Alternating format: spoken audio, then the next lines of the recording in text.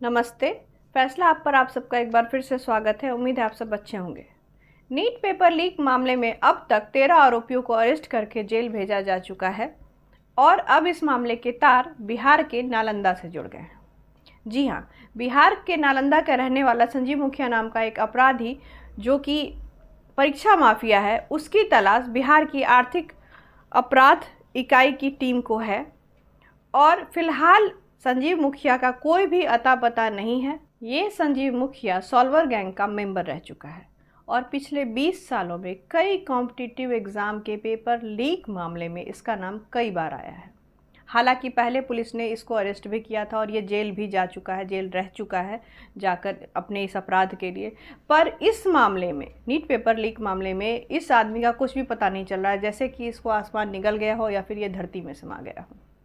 पर ज़रा रुकिए, संजीव मुखिया के बारे में इतना ही कुछ नहीं है, आपको उसके बारे में कुछ और जानकारी है जो आपको जाननी चाहिए। आपको पता होना चाहिए कि संजीव मुखिया कोई छोटी मोटी हस्ती नहीं है, इसकी पहुंच बहुत दूर तक है।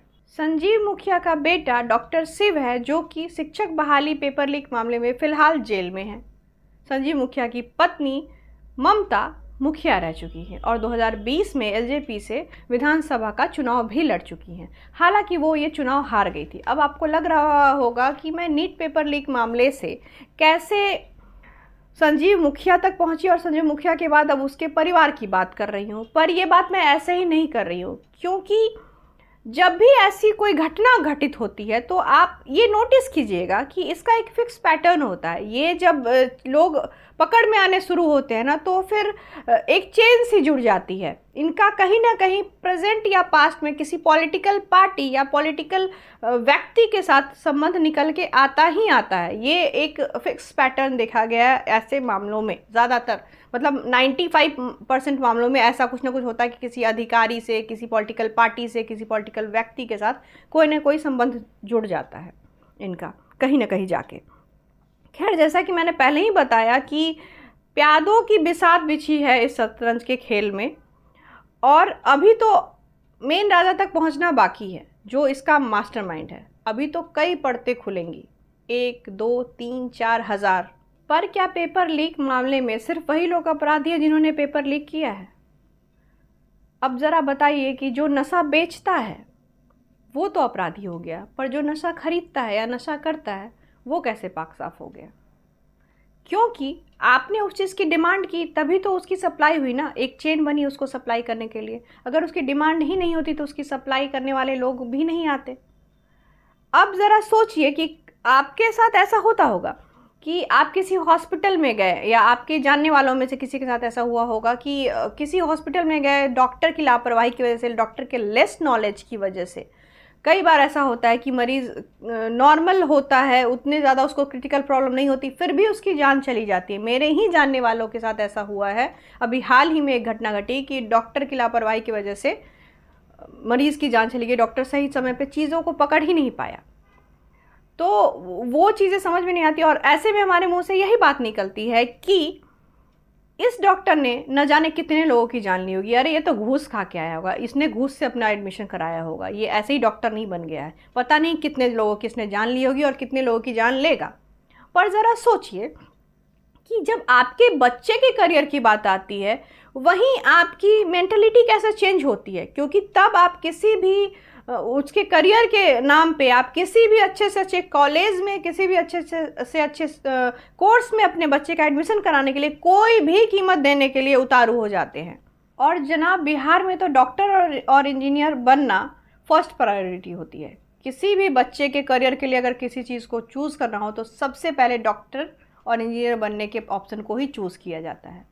अरे जब आपका बच्चा जिस चीज़ के लिए कैपेबल है, आपको वही क्यों नहीं करने देना है उसे? दुनिया में तो बहुत सारे कोर्स है, इतने सारे कोर्स आ गए, सबको डॉक्टर और इंजीनियर ही बनना है?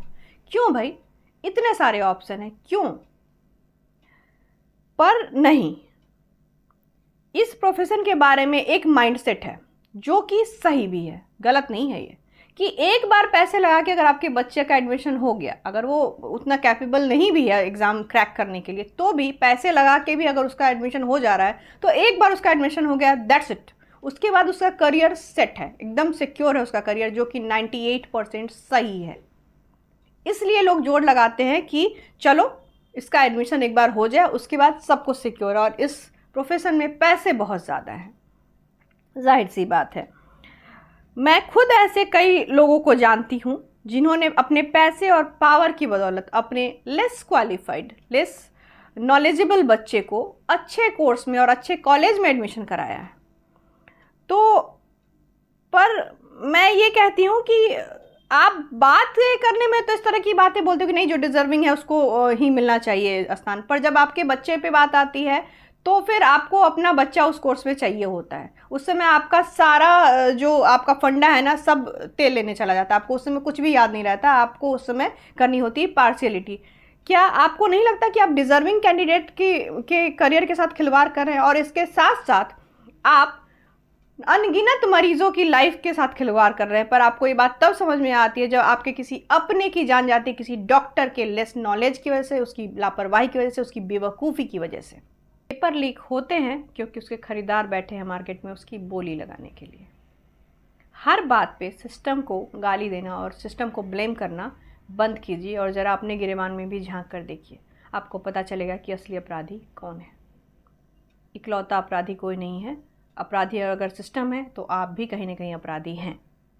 आशा है आपको मेरे इस वीडियो में कही हुई बातें सही लगी होंगी और आप इससे सहमत होंगे। अगर आप मेरी बातों से सहमत हैं तो इस वीडियो को लाइक कीजिए, ज़्यादा से ज़्यादा शेयर कीजिए, ज़्यादा से ज़्यादा लोगों तक पहुंचाइए, और मेरे चैनल को सब्सक्राइब कीजिए। और हाँ, बेल आइकन ज़रूर प्रेस कर लीजिए ताकि आपको मेरे फ्यूचर में आने वाले वीडियोज़ का पता चलता रहे। तब तक के लिए अपना और अपने अपनों का ज़्यादा से ज़्यादा ख्याल रखिए। जय हिंद, वंदे मातरम, जय श्री राम।